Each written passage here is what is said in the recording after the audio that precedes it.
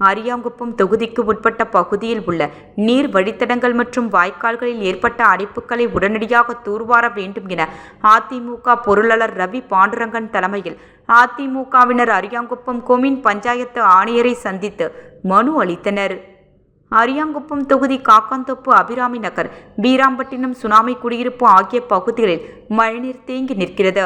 இதனால் குடியிருப்பு மக்கள் பெரிதும் அவதிப்படுகின்றனர். இதுகுறித்து தகவல் அறிந்த அதிமுக மாநில பொருளாளர் ரவி பாண்டுரங்கன் மற்றும் நிர்வாகிகள் முன்னிலையில் அந்த பகுதியில் ஆய்வு மேற்கொண்டார். பின்னர் மழை பாதிப்பால் பாதிக்கப்பட்ட மக்களை நேரில் சந்தித்து ஆறுதல் கூறினார்.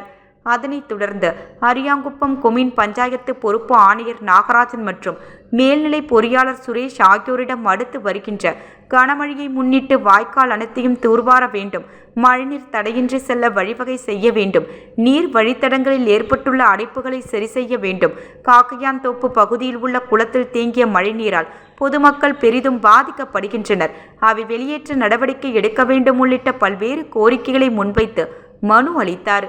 மனுவை பெற்றுக்கொண்ட ஆணையர் உரிய நடவடிக்கை எடுப்பதாக உறுதியளித்தார்.